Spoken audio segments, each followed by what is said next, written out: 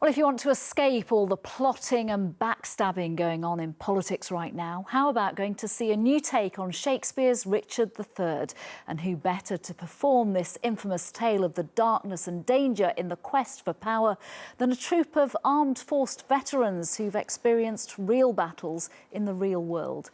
On Thursday night, the combat veteran players will appear at the Leicester Square Theatre. The director, Imogen Beach, and actor Sean Johnson, who is playing Richard III, join me now. Thank you for coming in. Imogen, what's it like working with this cast made up, as I've said, of veterans? I find it a real inspiration, actually, because they're great fun and they bring all the skills that they've acquired during the military to a very new situation and adapt their skills and learn new ones. So you've been, Sean, with the company for years. What attracted you from that background, the military background, to this? It's a very different experience. Totally by chance.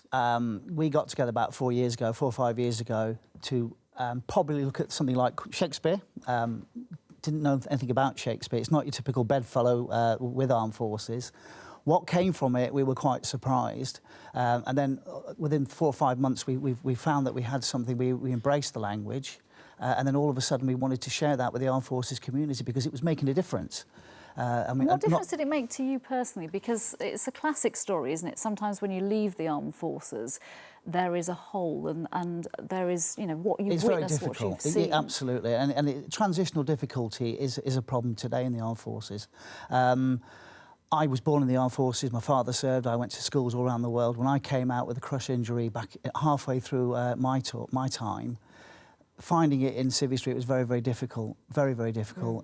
You know, to the problem where you get into difficulties. It's out there now, it's happening today. We hear about the stories like the guys on the streets and so forth. So it is a real thing we need to look at and address, really. With Shakespeare and doing something like theatre, what that does, it gets a union of the guys back together again.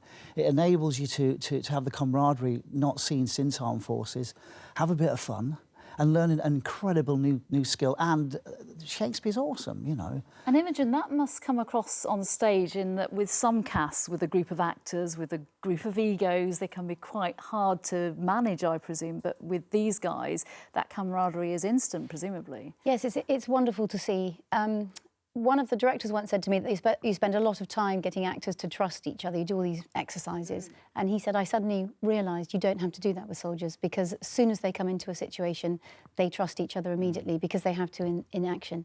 And so that's a really unique thing, I think. You've got the lead role. What a role, my goodness. Apparently he's your favourite monarch. And you've performed in front of royalty, present-day recently, royalty. Actually, yeah. His Royal Highness came to the Shakespeare 400, so he invited us to Clarence House. Could we do a little bit for him? And as you do. As you do, yeah, he was amazing. And what was nice about that is Prince Charles, being a veteran himself, had a nice close bond with it. And I think the allotted time we had, 2 or 3 minutes, we were kind of like shoving him along, you know. Come on, you've had enough time now, Your Royal Highness, because he really is enthused and fabulous stuff. Well, good luck with the performance on Thursday. You're also taking the play to some schools, so good luck with that as well. Imogen and Sean, thank you so much for coming to talk to me. Thank you. Thank you.